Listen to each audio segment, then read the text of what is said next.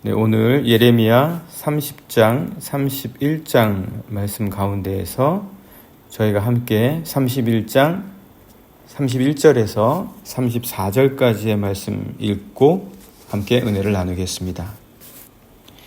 네, 예레미야 31장 31절에서 34절까지의 말씀 같이 읽겠습니다. 여호와의 말씀이니라. 보라, 날이 이르리니 내가 이스라엘 집과 유다 집에 새 언약을 맺으리라. 이 언약은 내가 그들의 조상들의 손을 잡고 애굽 땅에서 인도하여 내던 날에 맺은 것과 같지 아니할 것은 내가 그들의 남편이 되었어도 그들이 내 언약을 깨뜨렸음이라. 여호와의 말씀이니라. 그러나 그날 후에 내가 이스라엘 집과 맺을 언약은 이러하니 곧 내가 나의 법을 그들의 속에 두며 그들의 마음에 기록하여 나는 그들의 하나님이 되고 그들은 내 백성이 될 것이라. 여호와의 말씀이니라. 그들이 다시는 각기 이웃과 형제를 가르쳐 이르기를 너는 여호와를 알라 하지 아니하리니 이는 작은 자로부터 큰 자까지 다 나를 알기 때문이라. 내가 그들의 악행을 사하고 다시는 그 죄를 기억하지 아니하리라. 여호와의 말씀이니라. 아멘. 네, 사람들은 다 듣고 싶은 말만 듣기 원합니다. 듣기 싫은 말은 그 말이 좋아도 그렇게 듣고 싶어 하지 않습니다. 괜찮다고 그래도 듣고 싶은 말을 하면 실제로는 싫어합니다. 별로 좋아하지 않습니다. 그렇다면 이제 우리가 살면서 듣기 싫어도 꼭 필요한 좋은 말들이 있지 않을까요? 그런 말은 어떻게 합니까? 우리가 만약 어디에서도 들을 수 없다면 어떻게 될까요?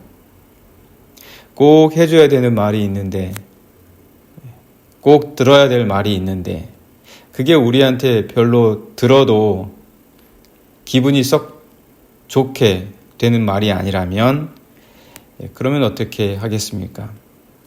예레미야 시절에도 나라가 워낙 흉흉하다 보니까 거짓 선지자들이 많았습니다. 그러니까 하나님이 전해주는 말씀이 아닌데도 백성들이 듣기 원하고 좋아하는 말만 해주는 거죠. 백성들, 고관들, 그들이 듣고 싶어하는 말, 좋아하는 말만 골라서 해주는 선지자들이 있었다라는 겁니다. 잘 될 거다, 평안하다, 걱정하지 마라, 이런 말들이죠.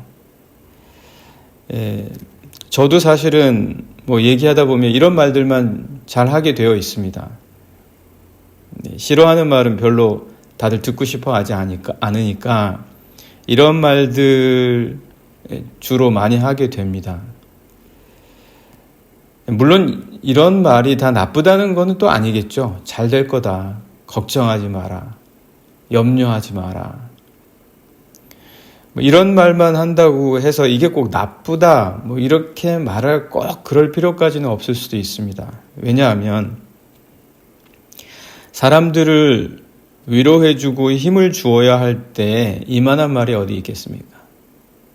사람들에게 정말 위로해주고 힘을 줘야 되기 때문에 어쩔 수 없이 이런 말을 한다. 그러면 그럴 수도 있겠다. 그런 생각이 들기도 하죠. 그런데 위로해주고 힘을 주었다면야 괜찮은데 이게 만약 하나님의 뜻이 아니라면 하나님이 원하시는 이야기나 말이 아니라면 하나님이 주신 말씀이 아니라면 그때에는 문제가 되지 않겠습니까? 분명히 그럴 때는 문제가 됩니다.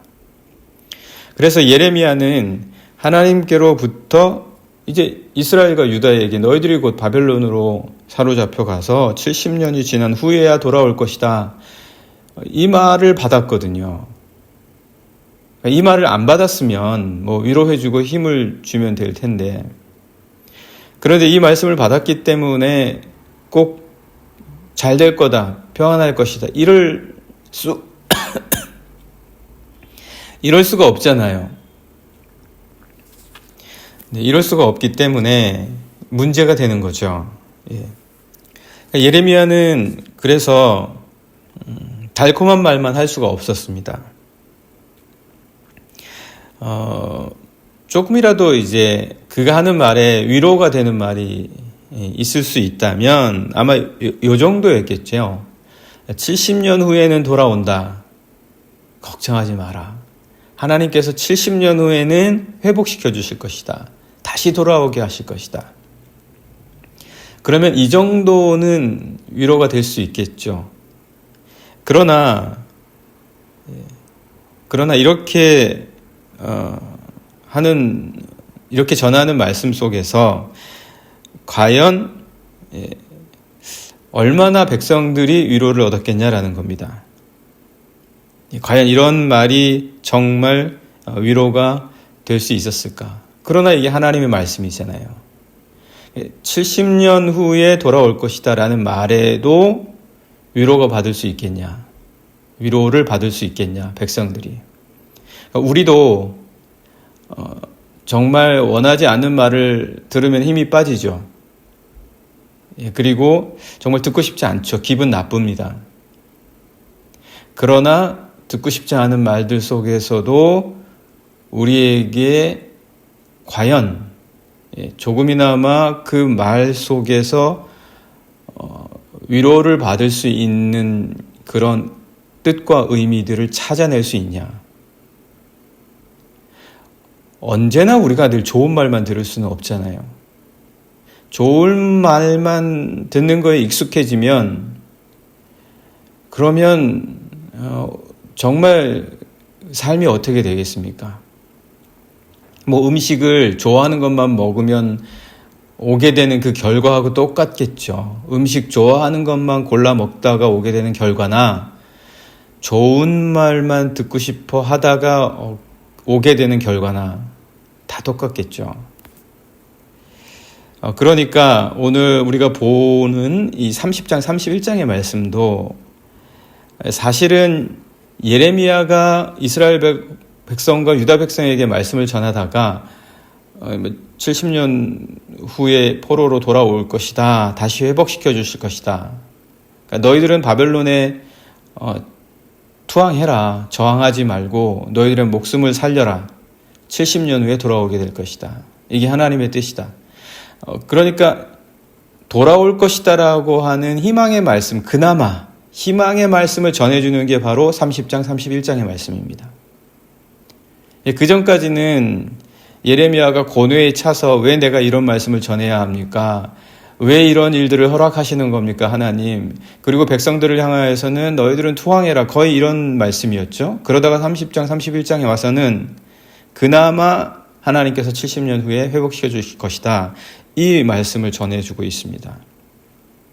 당연히 백성들에게는 큰 위로가 되지 않았겠지만 예레미야는 이 말씀에 대해서 장장 2장, 30장, 31장에 걸쳐서 이야기해주고 있습니다.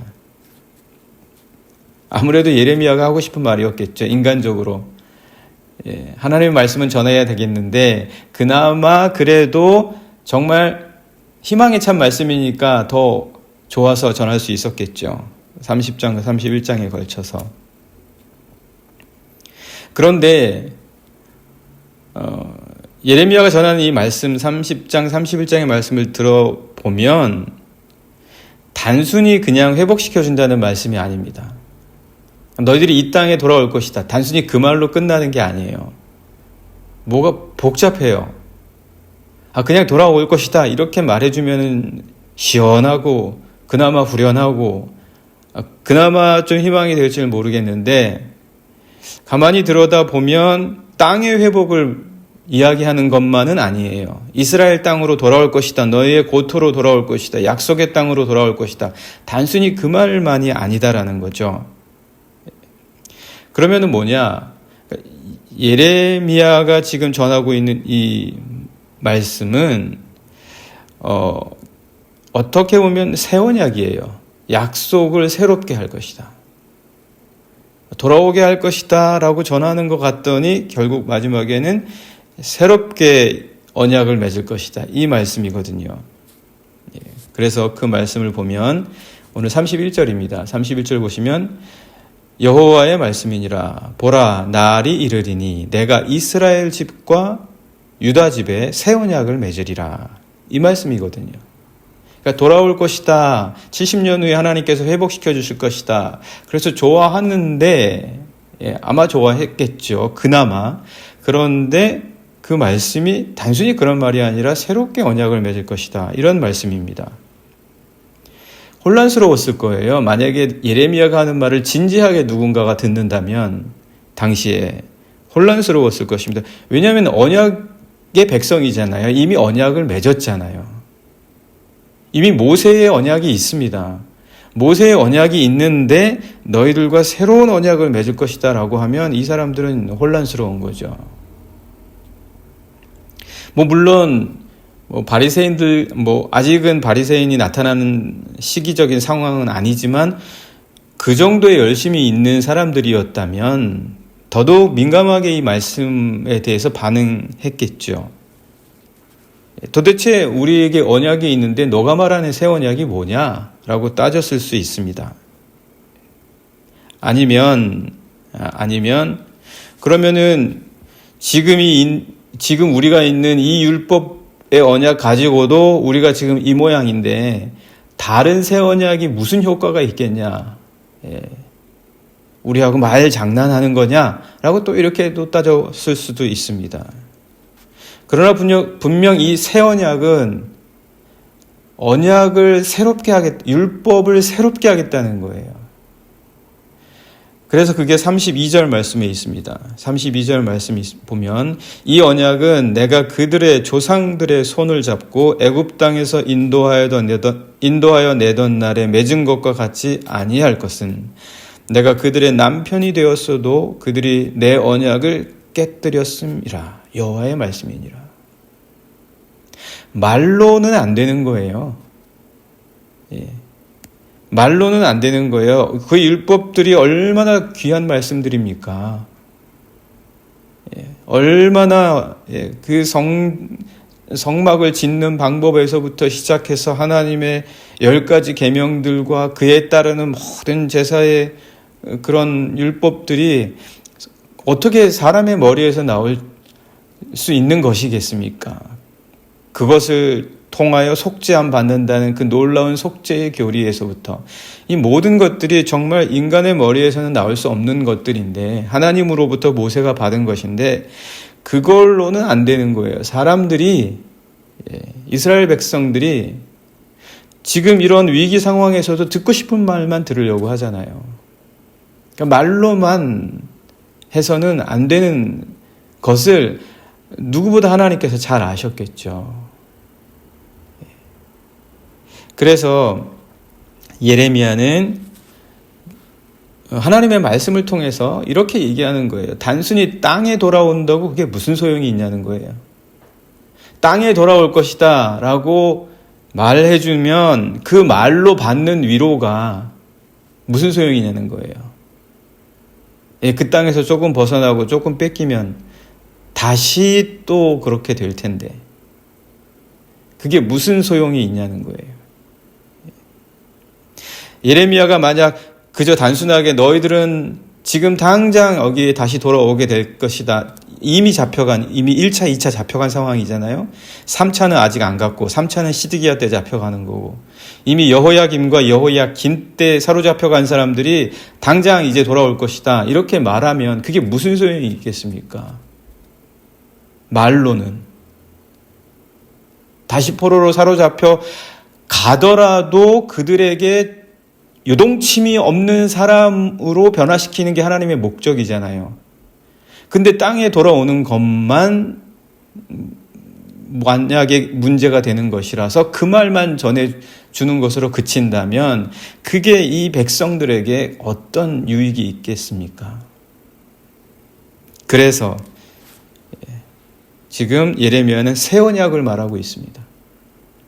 말로만 우리가 위로를 받으면 그게 무슨 소용이 있겠습니까? 언제든지 변할 수 있는 건데요. 또 이스라엘 백성이 유다 백성이 늘 하나님과 이 씨름을 한 거예요. 그래서 이제 예레미야는 하나님으로부터 이 말씀을 받는 거예요. 이제는 마음속에 이 율법을 둬야 된다. 외적인 행위에 두는 게 아니라 마음속에 둬야 된다. 그게 이제 33절 말씀이죠. 한번 보시면, 그러나 그날 후에 내가 이스라엘 집과 맺을 언약은 이러하니 곧 내가 나의 법을 그들의 속에 두며 그들의 마음에 기록하여 나는 그들의 하나님이 되고 그들은 내 백성이 될 것이라. 여호와의 말씀이니라. 사로잡혀 가도 거기서 너는 나의 백성이고 다시 돌아와도 내 백성이고 어디로 간다 할지라도 변함없는 좋은 상황에서만 하나님이 아니라 좋은 말이 들려졌을 때만 하나님, 내 하나님이 아니라 왜 요동을 칩니까? 이스라엘 백성들이. 그러니까 하나님께서 이 율법이 아닌 너의 마음속에 하나님의 법을 심겨둘 자를 보내겠다 이 말씀이시잖아요. 단순히 땅에 돌아오고 땅에서 쫓겨날 문제가 아니다. 예수님 때에도 이스라엘 백성들은 자기 땅이 없었잖아요. 그래서 언제든지 하나님의 백성이 될 수 있도록 지금 예레미야가 말하고 있는 이 핵심은 이거다라는 거죠. 새 언약이다. 그러니까 그 마음의 힘, 영혼의 힘, 우리 안에서 스스로 위로하시고 우리 안에서 스스로 말씀해 주시는 성령의 힘, 그 힘으로 살아가야지 듣고 싶은 말이나 좋은 말들을 세상으로부터 아무리 들어서 그것 때문에 힘을 삼으면 그거는 오래 못 가지 않습니까? 그렇죠? 아마 예레미야의 이 말이 모세의 율법을 새롭게 하는 그리스도 예수로 말미암은 생명의 성령의 법임을 알아들은 사람이 누가 있었겠습니까? 아마 예레미야 자신도 완전하게 이해하지 못했을지도 모릅니다. 그럼에도 하나님께서는 예레미야에게 이 말씀을 주셨고 이 말씀을 전하라는 거예요. 이해 못해도 전해라. 예수께서도 제자들을 이렇게 발을 시켜주셨잖아요. 제자들이 이해 못하는 거예요. 그 당시 상황의 전통이나 예절 문화에서는 이해 못하는 게 당연하죠. 그럼에도 주님께서는 그들의 발을 씻기시면서 이렇게 말씀하시죠. 내가 하는 것을 너희가 지금은 이해하지 못하나 알지 못하나 이후에는 알리라. 요한복음 13장 7절에서 말씀해 주십니다. 신앙이라는 거는 세상이 장단 맞춰준다고 신이 나서 더 잘하는 게 아니고 비난받고 오해받아도 그리스도 예수를 따라서 흔들리지 않고 요동치지 않고 세상을 사랑하고 영혼을 사랑하고 내 사명을 감당하는 것을 멈추지 않는 겁니다. 때로는 이해받지 못할지라도 자꾸 이해받으려고 하는 게 아니라 이해받지 못하는 상황 속에서도 하나님으로부터 힘을 얻는 것입니다. 세상과 땅을 향한 사랑을 멈추지 않는 것입니다. 감정으로는 할 수 없죠. 감정으로 하려고 할 때는 절대 따를 수 없는 길입니다. 오직 그리스도의 마음을 품고 따를 때에야만 가능한 일입니다. 분명 하나님의 뜻을 알라 이렇게 말하지 않아도 아는 상태까지 이르는 것. 세상이 너 하나님의 뜻대로 해야지 하나님의 뜻대로 해야지 잘하고 있어 이런 말 안 해도 우리가 하나님의 뜻대로 갈 수 있는 상태까지 가는 것. 그게 이제 34절 아닙니까?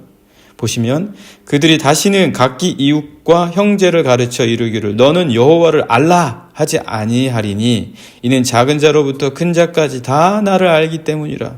다 안다면야 세상이 뭐라 한들 세상을 사랑하며 그 세상을 향해 나아가는 것을 멈추지 않겠죠. 그래서 오늘 분명히 이러한 상태까지 올라갈 수 있도록 예레미야가 우리에게 전해주는 것은 새 언약의 사람이 되라는 겁니다. 듣고 싶은 말이 아니라 들려주시는 말씀의 힘의 사람이 되라는 겁니다. 이 당시에 백성들에게 이미 하나님께서는 자신의 뜻과 계획을 말씀해 주십니다. 그것은 오직 내 안에 두신 우리의 생명의 성령의 마음의 법, 이 법으로 말미암아 감동하는 힘으로 나아갈 때뿐인 줄 믿습니다. 오늘 저에게 주신 이러한 귀한 이 정말 놀라운 법이잖아요. 이 법으로 오늘 하루 주님과 함께 매일매일의 길을 감당해 나가시며 걸어가시는 오늘 이 새벽에 모든 분들 되시기를 간절히 소망합니다. 이제 함께 같이 기도하겠습니다. 하나님, 오늘도 저희들 우리